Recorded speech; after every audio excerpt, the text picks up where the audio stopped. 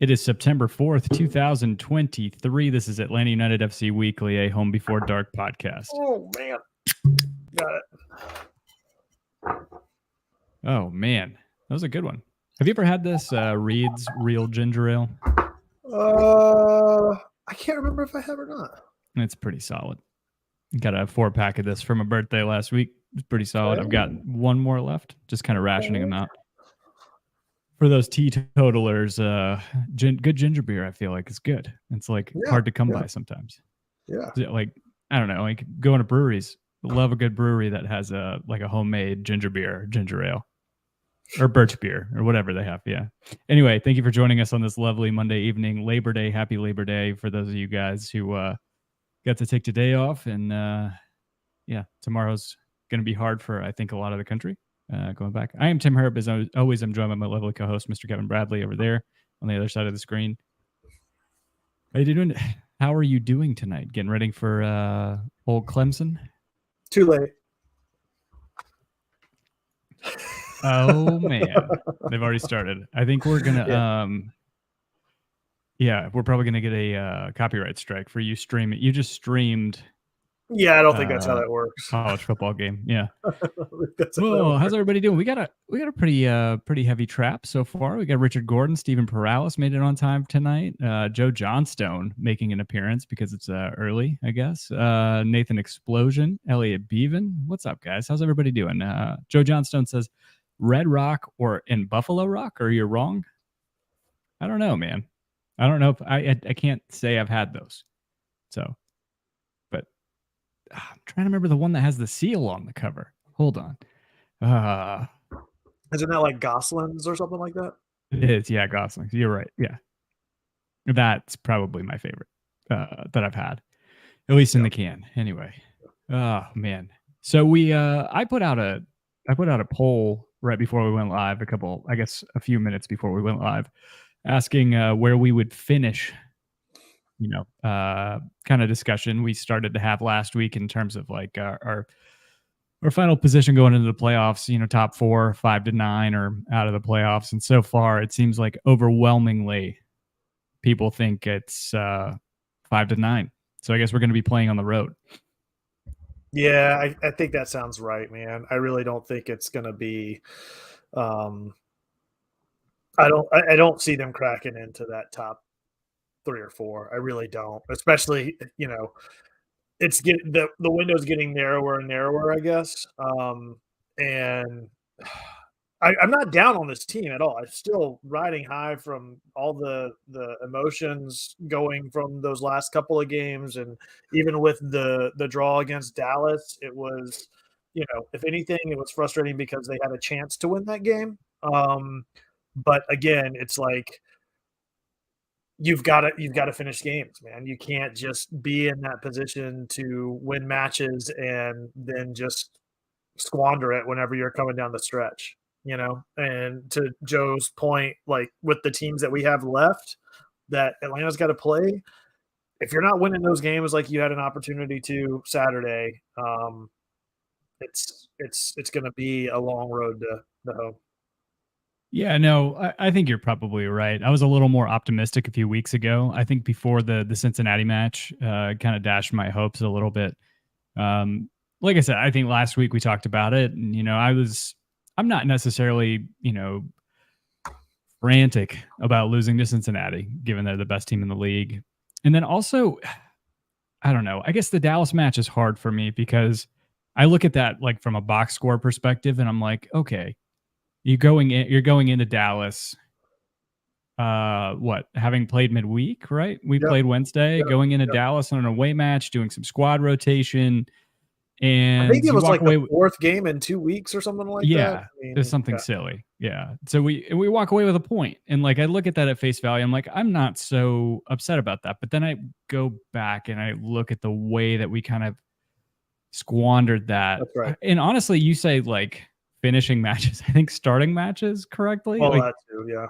The Miles mistake, I don't know. I would love to know how you guys feel about this in the trap.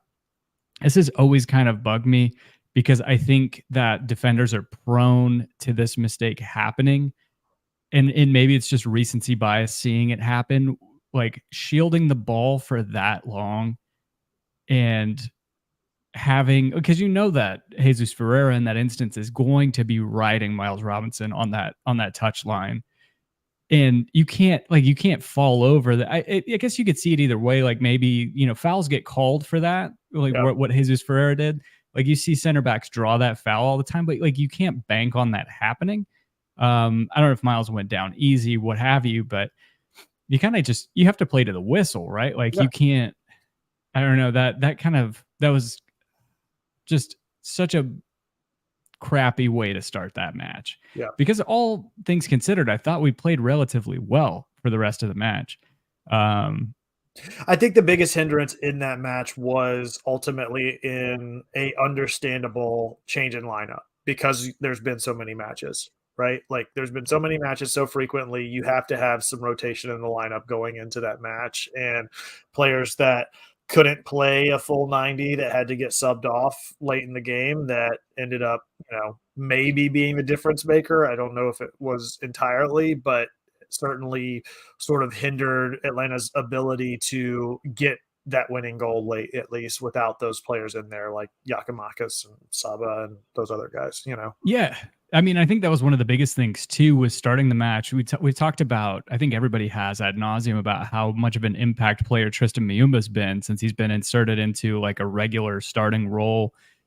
And then we saw him get rotated, and probably rightfully so. Like, I mean, to your point, how many games do we play in a short stretch of time, and to have him for a player who covers as much ground as he does. And I mean, going into the home stretch of the season, making sure that you're not without him, because you see how critical he is to your success on the field. It was a little difficult going into the lineup, our starting lineup. We had Sosa and Sejdic in the midfield, when we had been used to seeing Muyumba and Josetu in the past few weeks, playing pretty well together. And it was just honestly, it was just a little difficult. Again, like not the easiest place to go and play. Yep. Pretty decent side when you look at like Alan Velasco, Jesus Ferreira, like Kamungo, and then you have a guy like Yaramendi. I don't know how Dallas snagged him from Sociedad. He's still like in his early 30s, former Real Madrid player. Just showed I felt like he really showed his class out there on Saturday. And I mean, they have a pretty solid side, and I think they showed that against us. And I think we'll come back and we'll have a better showing in 2 weeks, or I guess a week and a half. We get 12 days before our next match. Yeah. Everybody gets to catch up was to that us. Way that the way that game ended too was so frustrating. Like, ball at Silva's feet with a chance in front of goal to do something, and just completely squandered. After all of the praise last week about how great he's been. Hopefully it's not like a feast or famine situation with him, I think it's probably understandable, I guess. Like it's such an easy thing to look at over such a small sample size of the game, and in the time in which it happened, and get frustrated. But if that happens in like the 20th minute across, a 90-minute start, it's not that huge of a deal. I thought he was still relatively good on the ball. I mean, Saba I thought was fantastic. His goal was so nice. Just being able to turn like that. It was pretty poor defending. That's one thing I will say. Like, they gave him so much space, but maybe because they don't know who he is, or understand what he's able to do. And to be honest, I didn't realize that he had that type of move and that type of shot in him. And seeing that was super promising. Almada absolutely like tried to carry the team on his back for the better half of the game. And you mean the better half of the season? Yeah.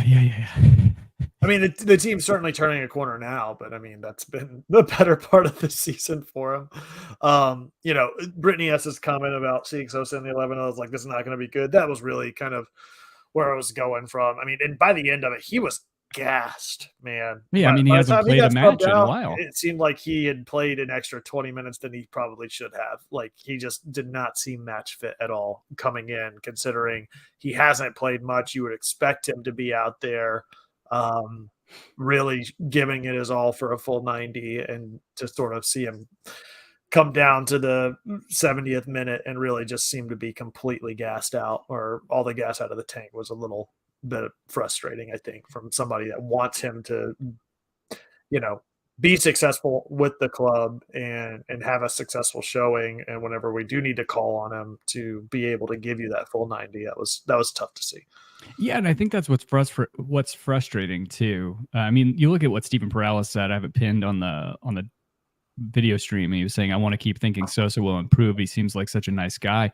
And if you've listened to the show over the past month or so, I'm sure you think that I dislike Santiago Sosa, but I couldn't be further from the truth. I mean, whenever he debuted with us, and under Heinze, really, I keep seeing jokes about hide his water bottle, and maybe he'll come back to form. But like, he came onto the scene with Atlanta United, was doing so well. It looked like a great signing. It looked like money well spent, and it really hasn't panned out since he had his, I think it was a sports hernia injury. And it's, yeah, it's been a little frustrating. But to your point, you don't play over the course of 2 weeks or whatever it is, and you're out there in the Texas heat and trying to man a box-to-box midfield role, and it's going to show at a certain point. But you happen to see the Giakoumakis yellow card? I don't think I caught that because I missed the first half altogether. So let me see if I was going to see if I could find it, but I would love to get everybody in the Trap's thoughts on whether or not that was a foul, because I don't know how to describe it other than I tried to jump over him, and he got a yellow card for it. It was very frustrating, and kind of set him up for like a cautious game the rest of the match.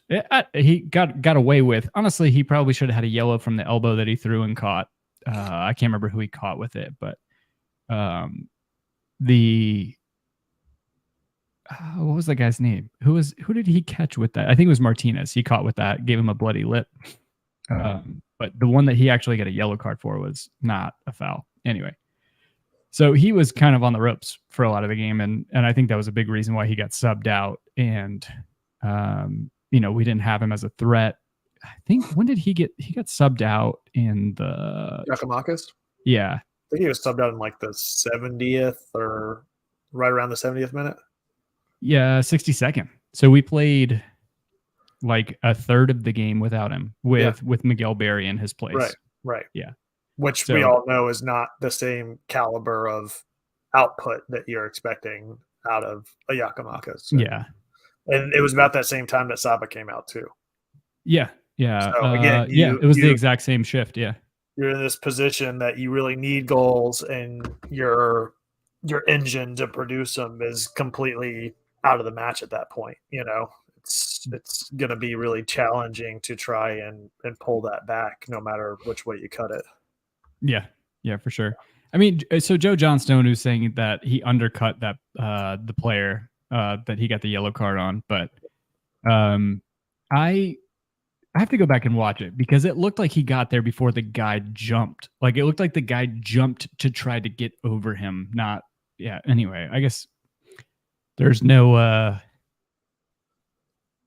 video or no GIF of that foul, but he's sitting on 13 goals now, tied for the Golden Boot race, I believe. Yeah. And again, like we were saying the other day, like, he's got a real opportunity to potentially get up into that 17, 18 goals by the end of the season at this rate. Yeah, actually, I guess Hani Mukhtar took back over, but gotcha. 14 goals, but yeah, I mean, he's scoring just about every match at this point. Yeah.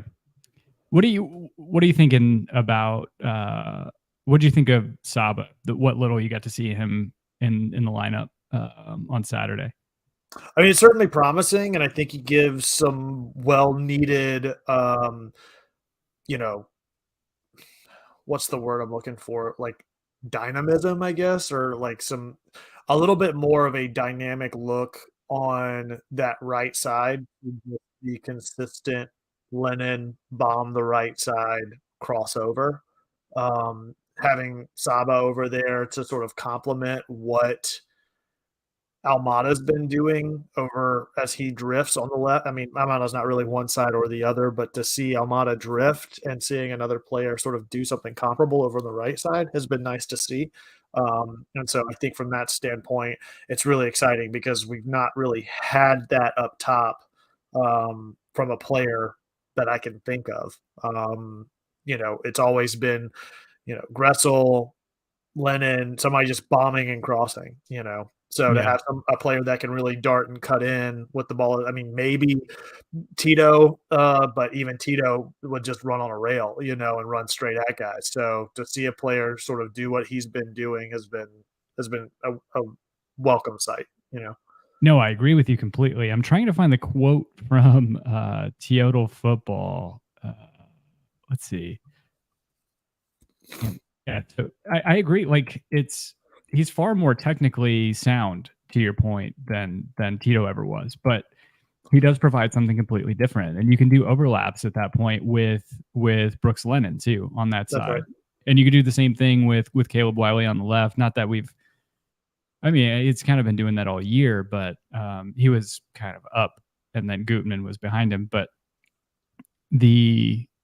I don't know, his ability to get into the box, both of them, the way they attack from the wings in such a diagonal towards the box, and it's really it's definitely a welcome sight. And it's like, to your point, it's not something we had, and it's probably going to catch teams off guard, and it's going to give us to your point, a little more dynamism there.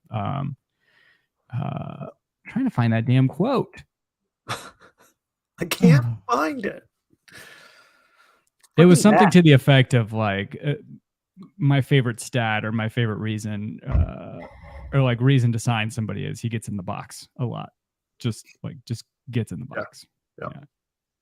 I still, even with Saba and what we've seen out of I got to say, of all the people that have joined this season, I'm not going to count Giakoumakis in that group, since I really am talking about everybody that's joined since mid-season. I can't say enough about how great it's been to see Mayumba in the midfield and his ability with the ball at his feet to continue to move with the ball rather than just pick out passes or to only be a dribbler. Like, he seems to have the entire skill set that Atlanta really needs in that midfield to sort of be the utility player in the midfield with the technical prowess to lean on, that allows Almada to take the space that he needs to, but still sort of be the anchor in the midfield, so that, because Almada is going to drift all over the field. So to have Mayumba there has been really, really great, in my opinion. I can't say enough, like, how much I've enjoyed seeing him in the lineup out of all of the sort of mid-season signings. Yeah, no, I agree with you completely. He's just a player we haven't had, and it's fantastic. And not to like discount this season at all. I'm excited to see what this team looks like with a full preseason under their belts, because they really have hit the ground running. Especially Saba and Xande Silva too. The biggest question mark this front office is going to have is, as much as they're gelling, the glue that binds is the team moves around Almada, and he's gone. I mean, there's no way he's back next year. There's no way in hell that he's back next year. But what if without him, what's this front office have lined up? And I would hope that they've already got irons in the fire and really, getting prospects in place that are going to fit that, because you've done all this work to build around a particular player with a particular skill set, and that's going to have an expiration date sooner rather than later. And I would hate to see this team have the bottom fall out next year with all this talent on the field and nobody to link it all together. No, yeah, I swear I saw a quote that Almada said he was in no hurry to leave. Yeah, everybody says that until they have a huge offer on the table, Yeah. which he will undoubtedly have going into next Yeah, season. I mean, we had our we were tested a little bit by, I think it was Almeria in Spain and then Ajax in Holland. Both put in like a very underwhelming bid. Arthur, whoever, Garth and Boca said, "No, that's okay." Yeah. And that's when I thought I saw the quote that was like, "I'm not in a rush to leave. You know, I really like it here. Whatever." But to your point, like Of course he's he gonna is, say that because it's good for, I mean, it's good for the locker room and morality. If he's in, what's the alternative? He's gonna say, "I'm ready to get the fuck out of here. I'm Come out. on, highest Yeah, bidder, sign me up." Like, of course he's yeah, gonna say he's in no rush to leave. And I don't think he's in a rush to leave because if he was, again, there's bigger issues in the locker room than just his comfort level. But as soon as that offer comes in, or at the position that he's looking at, he's of course out. I'll put it this way: he's not so comfortable and in no rush to leave that he's willing not to leave. Does that make sense? yeah. Yeah, no. Like he's not going to turn down a great offer, and nor Right. and neither is Atlanta United, given No, ample time. no. I think he probably does move in January whenever the European transfer window opens, and then we have time to fill that need and potentially get another DP. Well, Yeah. actually, you know what's crazy is we might be looking at 3 designated players positions. If the fourth gets added, let's say they amend the CBA at some point in the offseason, a fourth gets added, we lose Almada, most likely. And then Saba, I would think, gets bought down to a TAM deal.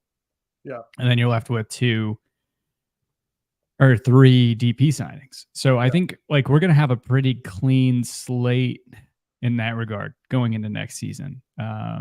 Granted that Yakimakis doesn't get sold too, because he was supposedly getting interest from Europe already after his first few months with Atlanta United. Yeah. Are we still Boca out? Mateo's asking.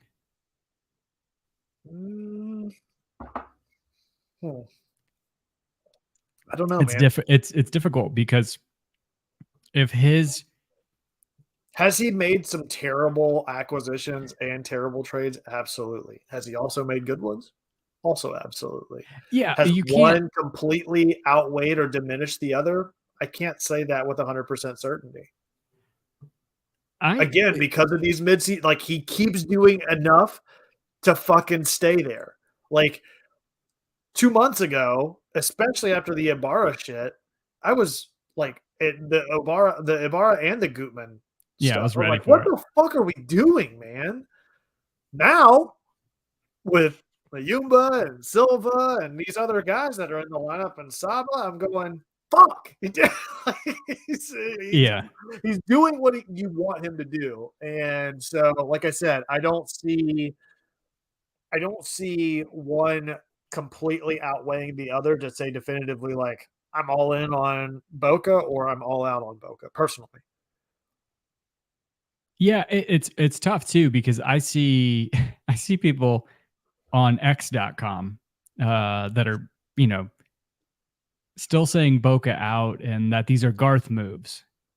Well, so what is Boca's job at this point then? If Right. he was responsible for the bad moves, he's not responsible for any of the good moves.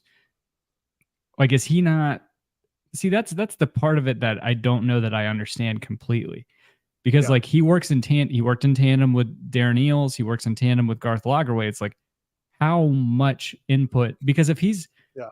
if he's really just like, I don't know, finding players and presenting that to Lagerwey to sign them, like I don't know. It's difficult because you know I feel like we've always kind of given him his just due whenever he has made good signings. That Yeah. said, there have been some bad signings. Like we've had to get creative because of what he's done in the past with Yeah. roster management, with the salary cap and everything like that. And it's now starting to see the light at the end of the tunnel with that. Was that you last week that said we're in for one more dark offseason or one more dark transfer window? Must have been Dan. Oh yeah. So yeah, I mean we're I don't know. Yeah, it's tough for me to say. I mean, I don't know that I would really mind either way. Like, does it matter if Garth is in there and we're making good moves now? Like, what does replacing Boca do at that point? If what you're saying is that Garth is really the one that's doing it, like, does it just save us some salary and the administrative? Like, Right. I don't know. That's where I find it kind of difficult, but Yeah. I think it's fine. Like, I like the direction the team's heading right now, so Agreed. I don't know that you really have any, upheaval in the front office at this point. So, No. I think it was Brittany that was saying. So one of the glaring spots, as it's been all year, is that backup striker position. So Giakoumakis comes out, Miguel Berry comes in, does basically nothing. Yep. Daniel Tiari? What is the new signing from France? Oh, I'm not sure. Jamal Tiari. Sorry, still waiting on his visa, I believe. Yeah, sorry. I don't know. Like, I want to get another guy in there, see what they can do behind Giakoumakis, because in the instance where Giakoumakis is a hothead, if he's going to lose his cool and we're going to have to take him off for this, for a solid 30 minutes, 25 minutes of a match, we have to still have somewhat of a threat up front. Yeah, and I think that's probably what separates us from, I don't know, probably the rest of the playoff pool in the East, is that we really don't have another threat coming off the bench right now. Right. So I don't know. Right now, Mike Conti posted it earlier saying that if the playoffs were to start today, we would be playing a best of 3 series against Orlando City. How sweet that would be. To see them, to see them have a good game or a good season and then just take them out of the playoffs. That'd be fantastic. Yeah.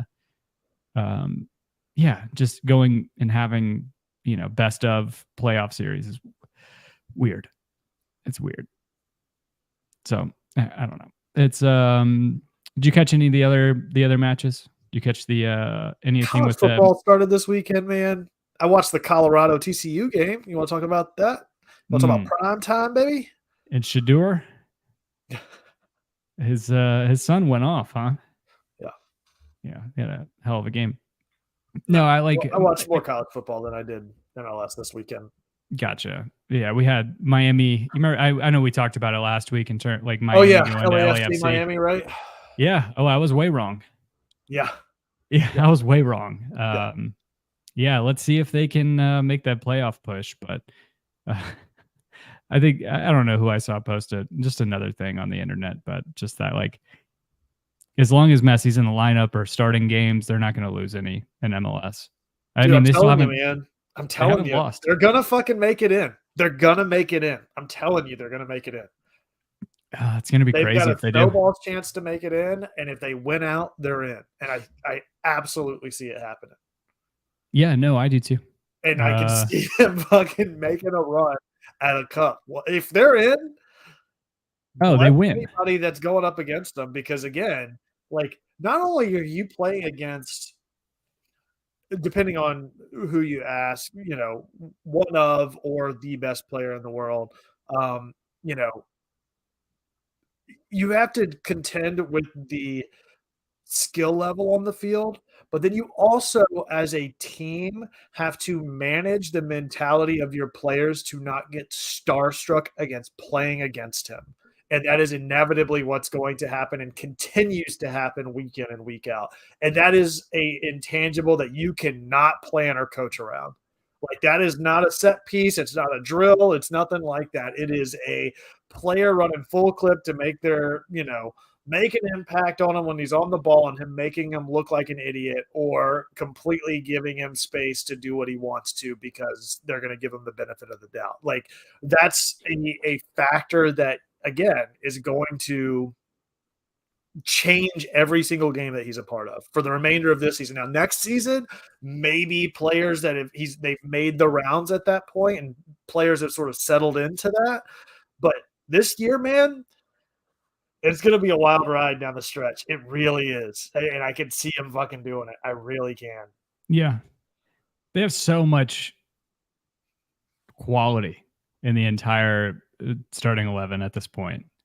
And just, yeah, it is a sight to behold to go into LA and beat them. What it was a 3-1, 3-0, 3-1, I think. 3-1. Yeah. Yeah, it was not I wasn't expecting that at all. Yeah. That was they're gonna do it. They're gonna fucking do it. Brittany S brings up a good point. Said we're not playing Etienne at all. Where are you gonna play him? Elliot Beaven said over right now. I don't know. I mean, Tyler Wolf started over him yesterday or Saturday. True. That's a good point. Yeah, I mean, it shows how little this team is buying in, I guess. Or is he hurt? Like, was he in the 18? I have to go back and look. I've been so used to him not playing at this point that I don't think I noticed he was on the bench. Oh no, he was on the bench. Like he hasn't played since. He hasn't played since July 15th. Yeah. Almost against Orlando. That's crazy. Yeah. You know, $650,000 a year signing, and he's not playing at all. Yeah. But now he has, I mean, take Tyler Wolf out of the situation, you know, he's not going to unseat Sean De Silva. So I don't know how he gets back into the lineup and, you know, where we go moving forward with him. So yeah, Bernier said, wow, in terms of him not playing since July. And honestly, dude, when you talk about the mentorship role and the overlap of players with youth, I would much rather have Wiley under the wings of a Gutman or a Silva than under an Etienne based on what I've seen over the course of this season over on that left side. Yeah. I mean, you're not wrong. You know, it's bigger than just one player and bigger than one player's contributions. I mean, contributions sort of go hand in hand with that. But, you know, what that experience that Wiley is getting over the course of this, I mean, think about that. Like, think about who Wiley has played under and around over the course of his entire season, cementing his role as a starter on that left side. Like, he's played with Gutman, he's played with Almada, he's played with Silva and Etienne all on that side. And those are four very different players at very different skill sets and very different like skill levels. And as a result, like he is going to get substantially better having played with all of them in one way or another. I think the difference are the ones that you want him to consistently be playing around that are going to elevate his ability and his skill set, which I think is more along the lines of the Silva or the Gutman rather than the Etienne, at least from what we've seen of him in Atlanta. And it may just be the fit system, other players around him. I don't know. But at least what we've seen of him, I mean, it seems like Pineda can't even find where to place him. We've seen him on the left side. We've seen him on the right side. Like, I don't know where he fits in this lineup. Yeah, I'm not sure I do either. And you know what I just realized? I hope it was just like a scramble type thing, but Sean De Silva's on loan right now. So his player rights still belong to Nottingham Forest. Hopefully there's a permanent clause in that loan where he can make a purchase. Brittany S asking how we can bring Firmino next year. I hope you're talking about Roberto Firmino, but I think you're talking about Nicholas Firmino from the twos. And we can bring him in because it's a great year. And maybe could kind of fill the gap of the Almada departure. So, are you surprised to see Pineda playing Miles and Abram pairing more than Miles and Parada? A bit, because Parada's been.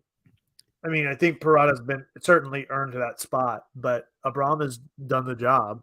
So, yeah, I don't know. It's I think tough. Parada's a little bit more of a veteran presence back there, though. The only thing I would say is I felt like our defense was a little less assured. I think as Abram has gotten to form and integrated into the lineup, he looks like a pretty good partner for Miles. I felt like with Parada, I always felt kind of shaky at the back line. I still don't feel super great, but we I mean, we have definitely tightened up the back line since, Yeah. as much as I hate to say it, since Gutman's departure, and Yeah. then also since Parada's been benched. Abram, I feel like has been playing pretty well. And I think that, give credit where credit's due, right? Like we talked about the whole Boca situation and the frustration whenever Gutman went out. And I know that there were several people online making this point. And in hindsight, I think my emotions got the better of me because of Gutman's contributions on the field, especially on the offensive side of the ball. But first and foremost, you need him to play on the defensive side of the ball. And with the amount of goals that Atlanta was conceding, you can't help but look at the players that you had on that side of the ball, himself included, and got to give credit where credit's due. Like to your point just now, Atlanta does seem a lot less shaky on that side of the ball of late since Gutman's departure. I don't think it was all on him, but it was certainly a part of that. And whether it was he was tracking too far forward, and that's why he was getting those touches and making so much of a presence, and Wiley being so inexperienced and being able to track back and cover those positions whenever Gutman went up there. It's certainly a different sort of film to watch now than it was then. Yeah, 100%. Yeah, I don't know, like how bad would that Cincinnati game have been if we were playing our starting back line from the beginning of the season. Yeah, I don't know. Yeah, I think I don't know, man. I don't love to wrap up a show at 36 minutes, but also don't really have a ton more. Looking down the stretch of the season, just to go over the schedule real quick of who we still have. I still do think we'll finish in the playoffs in the playoff picture, but I see them getting. I can see them locking in fifth. I really do. I don't see them jumping up into fourth though. Yeah, Philly and Columbus, I think, have both played really well recently too. They're in front of us. Orlando's playing well, and then we have like a Nashville side who just took. We beat the brakes off of Nashville, but they're still a good side. And yeah, I think the middle of that playoff order in the East is going to be kind of a shit show. So let's see, Atlanta. Yeah, we have Miami. Obviously at home, it looks like Messi might be playing. They're being kind of cagey about his involvement in the Argentine national team for his call up. It doesn't sound like I think he's probably going to be rested during the international break. We Messi, go to DC. I think as much as it's the sort of Messi tour for every club that he's involved in of late, especially with Argentina winning World Cup and stuff like that, Messi is going to decide what Messi does at this point. And I think it seems very obvious that his priorities are with Miami and making them successful. And I don't think he has anything to gain by playing with Argentina right now. Yeah, resting and being healthy for the remainder of the season, that he can make a very real impact with the club that he's playing with here in MLS. Yeah, because it's a group of friendlies, or no, it's World Cup qualifying. But it's like the early stages. Oh yeah, playing Ecuador and Bolivia. So not to write those teams off, but I think they would be fine without Messi. Yeah, so we have Miami at home. We go to DC the following week on Wednesday, and then back home on Saturday against Montreal. Then to Philly, back home to Columbus, and end it to Brittany's point. Get FC Cincinnati, let us win in their stadium, the last match of the season. That would be great. Yeah. And I guess this is an interesting question. How will the Bens react if Joseph scores against us? I don't want to think about it. I can't help but think they're going to cheer. I don't care. Yeah. I don't want to think about it. How's Clemson doing? They're winning? It was an ugly first quarter, man. Duke's up 3-0. They blocked Clemson's tying field goal, and Duke is driving on the 30 right now, so probably All right. about to be a 10-0 game at the start of the second. Perfect. Yeah. I don't really have much else. I don't know about you, but No, I think that's about it. So we're on a little bit of a break, like you said, and hopefully Atlanta can continue to gain traction and a foothold on their playoff standing going into playoffs. I think that's really, if they can at least maintain, I think that's really all they need to do. I mean, would it be great if they climbed to fourth? Absolutely, but the last thing we need to do is slip down into the wild card. yeah. It's I don't know. I still have pretty good faith in us finishing out the season pretty strong, even though we're going up against a pretty tough schedule. We're definitely a formidable opponent at this point, especially with our best 11 in the lineup. Yeah, cool. Well, thank you guys for tuning in. Yeah, thank you guys so much for tuning in. You can find us on Twitter at Home Before Dark. That's before spelled being the number 4. We'll be back next time. If you want to know whenever we go live, be sure to like and subscribe, hit the bell icon on YouTube. Thank you to everybody that tuned in the trap. We'll see you then. As always, be home before dark. Bye, guys.